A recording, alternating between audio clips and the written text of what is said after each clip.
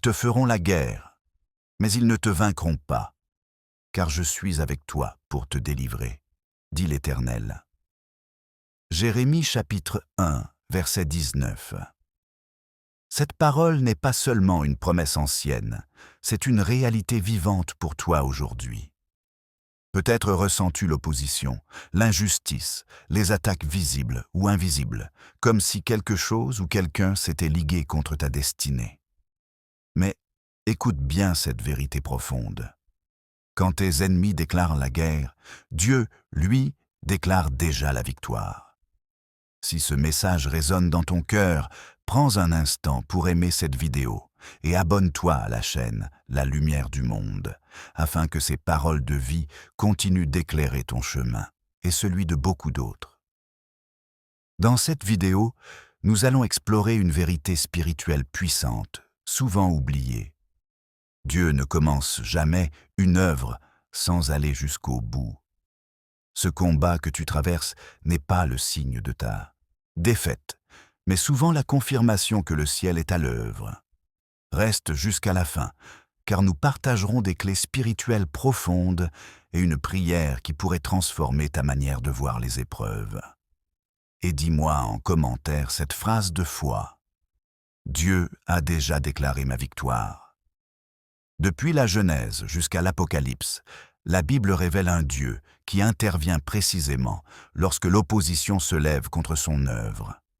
Le thème de la guerre spirituelle et de la victoire divine traverse toute l'Écriture. Déjà, Dieu disait à Abraham que ceux qui le béniraient seraient bénis et que ceux qui s'élèveraient contre lui seraient jugés. Genèse chapitre 12, verset 3. Moïse l'a expérimenté face à Pharaon, lorsque la puissance de l'Égypte s'est dressée contre un peuple esclave. Mais Dieu a ouvert la mer et fermé la bouche de l'ennemi. Exode, chapitre 14, verset 14. Jésus lui-même a averti ses disciples qu'ils seraient haïs, persécutés et combattus. Mais il a ajouté cette promesse centrale. Prenez courage, j'ai vaincu le monde. Jean chapitre 16, verset 33. Aujourd'hui, beaucoup comprennent mal cette vérité, pensant que la foi supprime les combats, alors que bibliquement, la foi révèle que même au cœur du combat, la victoire appartient déjà à Dieu. Avant d'entrer dans la profondeur de cette révélation, laisse ton cœur s'apaiser un instant. Ce que tu vis n'est pas un accident spirituel. La guerre qui se manifeste autour de toi n'est pas la preuve que Dieu t'a abandonné, mais souvent le signe que tu avances exactement là où il t'a appelé. Lorsque l'ennemi s'agite, le ciel, lui, demeure calme, car Dieu ne réagit pas aux attaques. Il règne déjà sur l'issue. Premier principe fondamental. L'opposition est souvent la confirmation de l'appel. Dans toute la Bible, ceux que Dieu appelle sont ceux que l'ennemi tente d'arrêter. Jérémie n'était qu'un jeune homme lorsqu'il reçut sa mission prophétique, et pourtant, Dieu lui annonça à l'avance qu'on lui ferait la guerre. Jérémie chapitre 1, verset 19. Ce combat n'était pas un signe d'erreur, mais la confirmation que la parole de Dieu en lui dérangeait les ténèbres. De la même manière, lorsque tu choisis la vérité, la sainteté, l'obéissance, quelque chose se lève contre toi.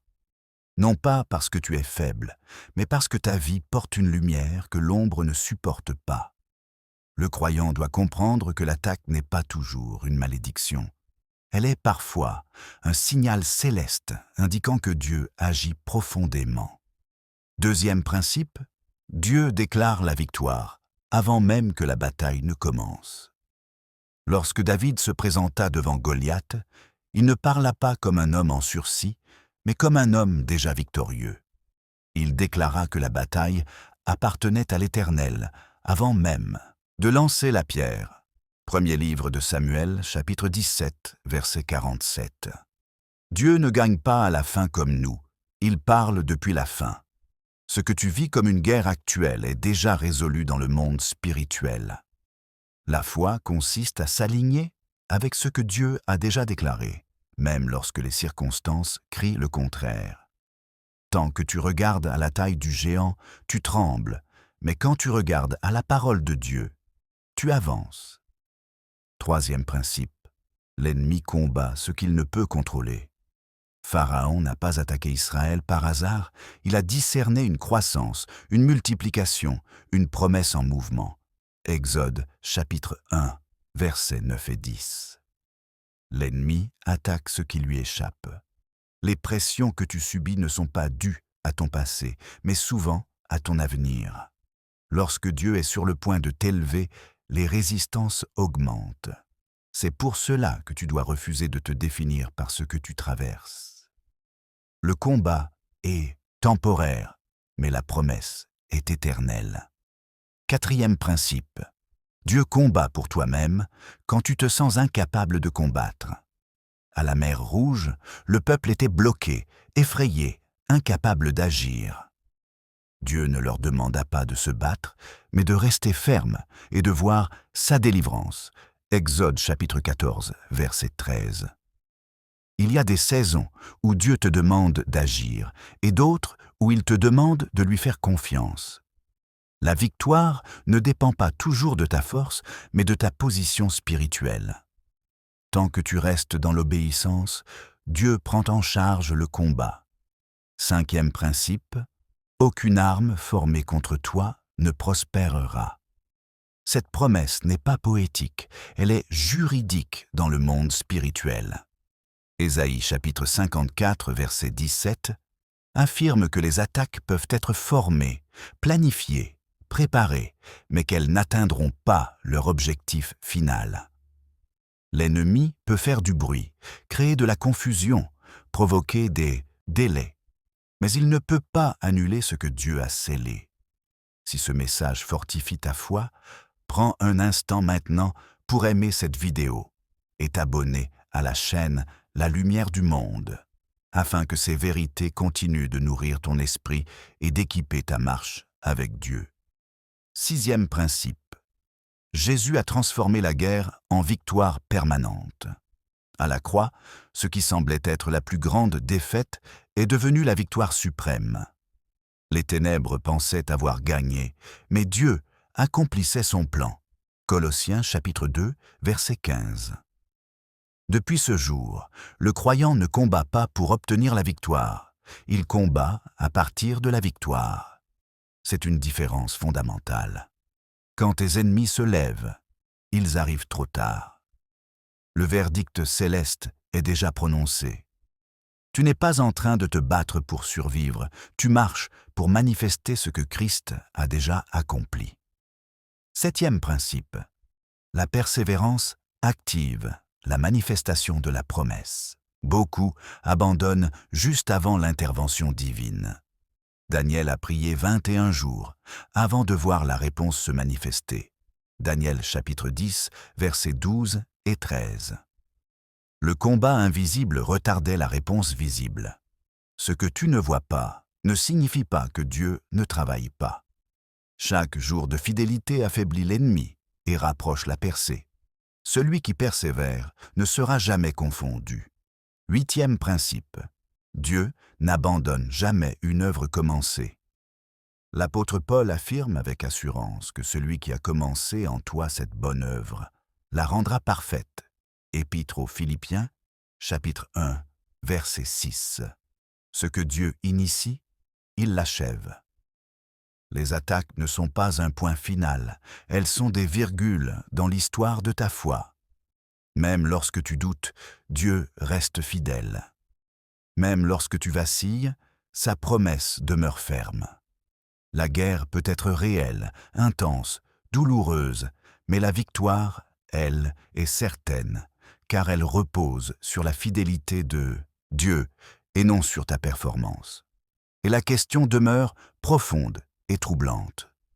Et si cette guerre que tu traverses était justement la preuve que Dieu est sur le point d'achever quelque chose de grand dans ta vie? Lorsque nous entrons plus profondément dans cette révélation, une vérité essentielle se dévoile. La guerre que l'ennemi déclare n'est jamais une surprise pour Dieu.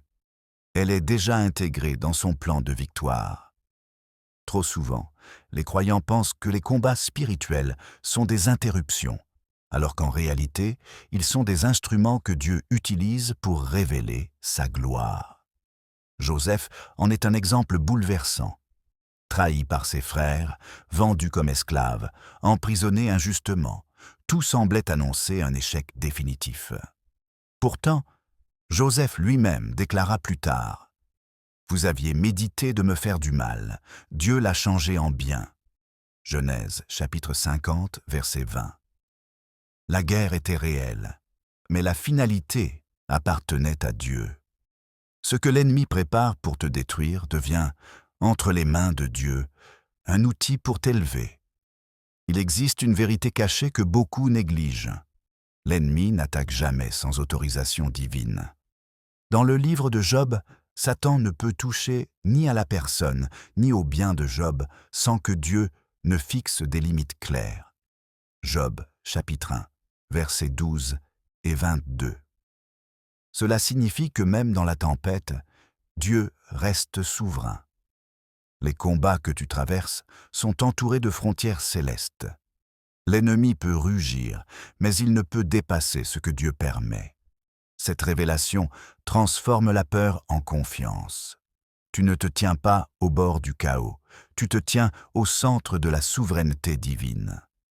Une autre vérité profonde est que Dieu utilise la guerre pour purifier la foi. L'or n'est jamais purifié sans le feu.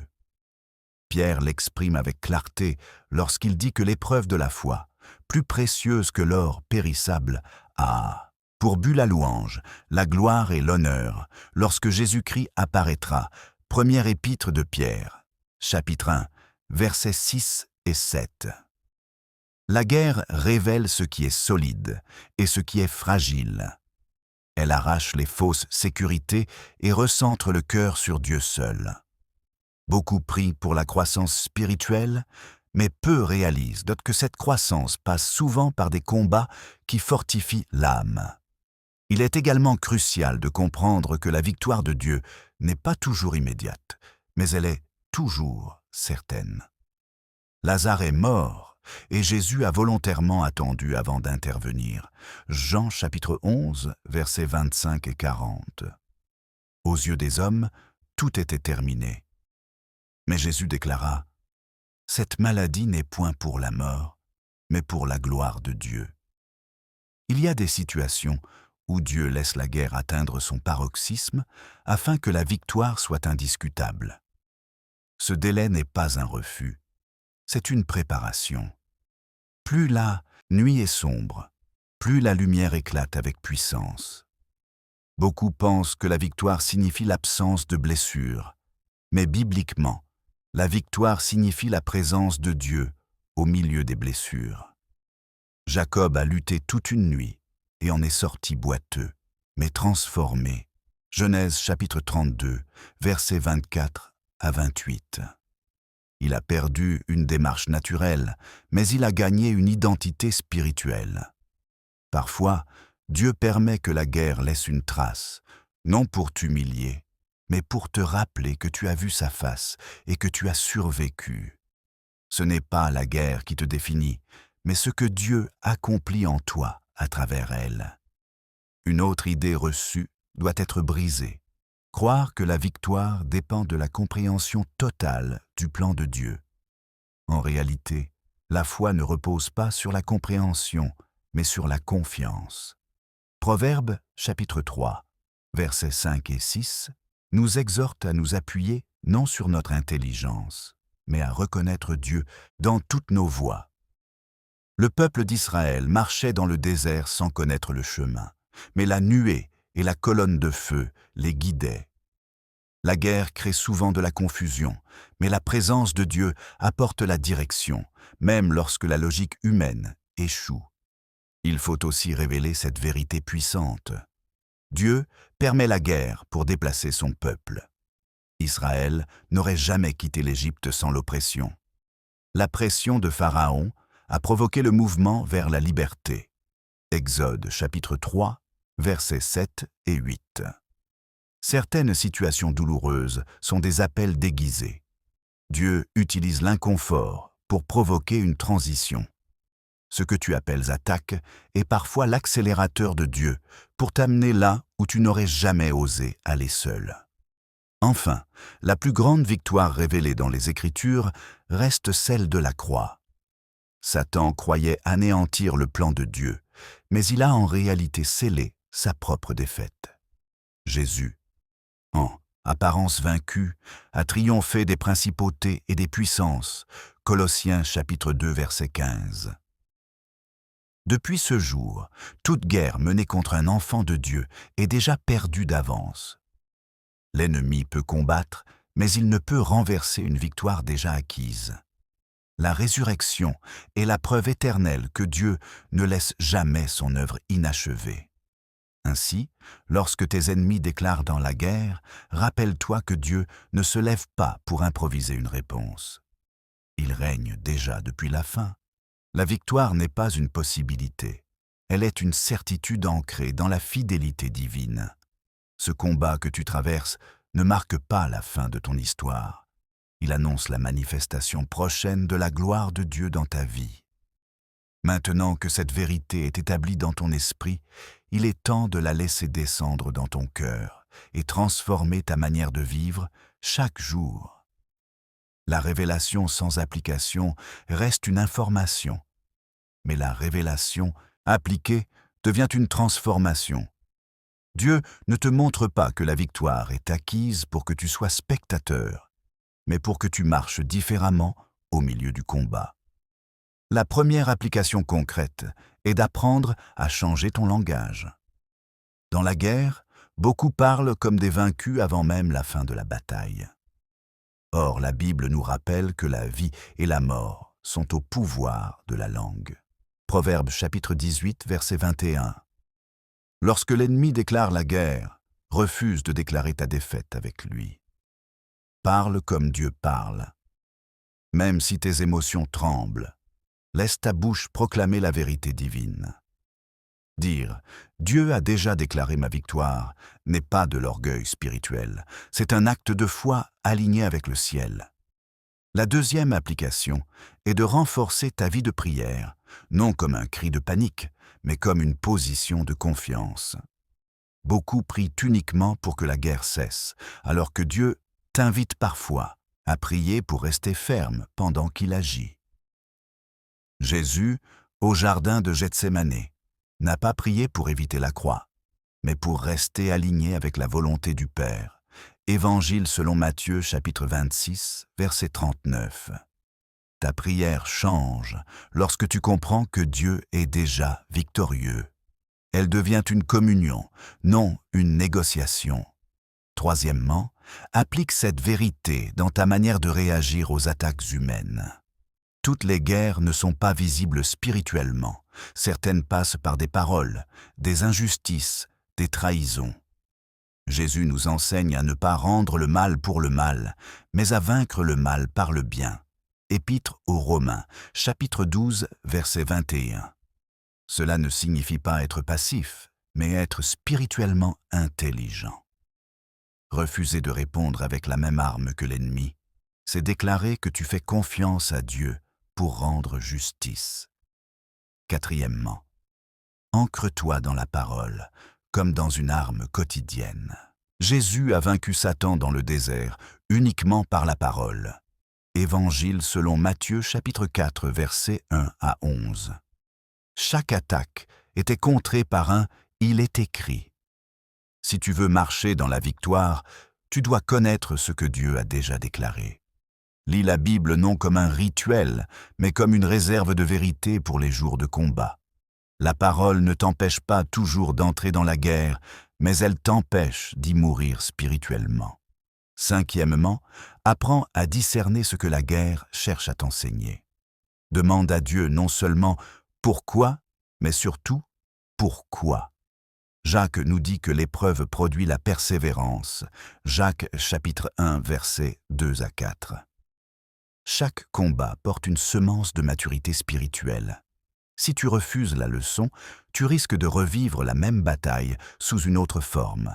Mais si tu discernes ce que Dieu façonne en toi, tu sors du combat différent, plus fort, plus enraciné. Pour illustrer cette vérité, imagine cette parabole inspirée des cieux. Un berger conduisait son troupeau vers une vallée verdoyante. Pour y arriver, il fallait traverser un col étroit, battu par les vents et entouré de rochers. Les brebis tremblaient car des loups rôdaient. Certaines voulaient rebrousser chemin, d'autres s'arrêtaient, paralysées par la peur. Mais le berger marchait devant, calme, sûr, tenant son bâton. Les loups faisaient du bruit, mais n'osaient pas s'approcher, car ils connaissaient la voix et l'autorité du berger. À la sortie du col, la vallée s'ouvrit, plus belle que tout ce que les brebis avaient connu. Le col n'était pas une punition, il était le passage obligé vers l'abondance. De la même manière, Jésus est le bon berger. La guerre que tu traverses n'est pas le signe que tu t'es perdu, mais que tu es en route vers quelque chose de plus grand. Évangile selon Jean chapitre 10, verset 11. Cette révélation transforme aussi ta persévérance. Persévérer ne signifie pas serrer les dents en silence, mais continuer à avancer avec la certitude que Dieu achèvera ce qu'il a commencé. Même lorsque tu tombes, relève-toi. Même lorsque tu pleures, continue de croire. Le juste tombe 7 fois et se relève.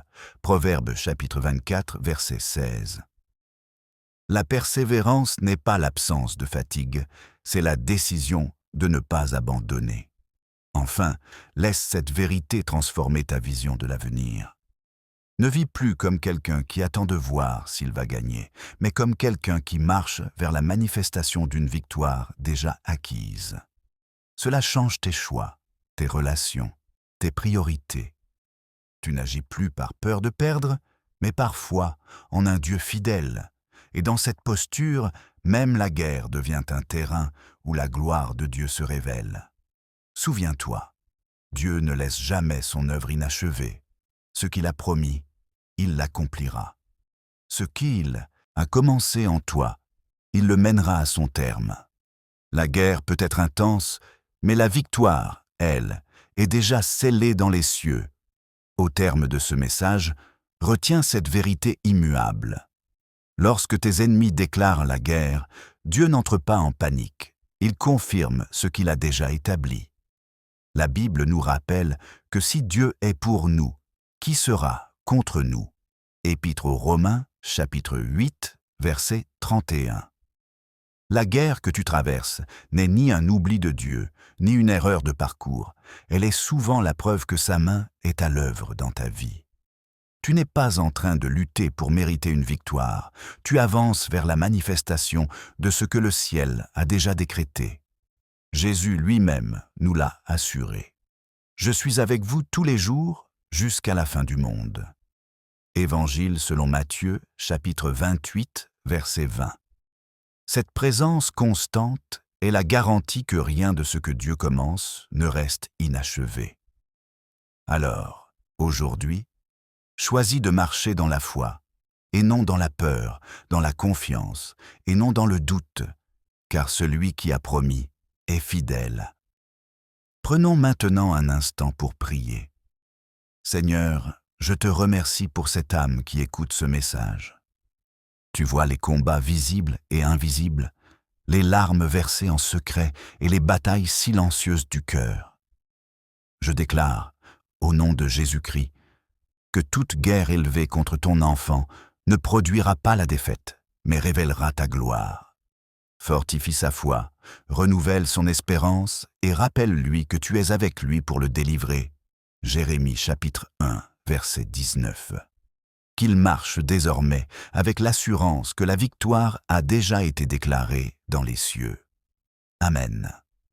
Si ce message a parlé à ton cœur, partage-le avec quelqu'un qui traverse un combat, aime cette vidéo et abonne-toi à la chaîne La Lumière du Monde pour continuer à grandir dans la foi. Laisse en commentaire ce que Dieu t'a rappelé aujourd'hui et ouvre ta Bible, car la parole est vivante et elle éclaire chaque pas de ceux qui lui font confiance.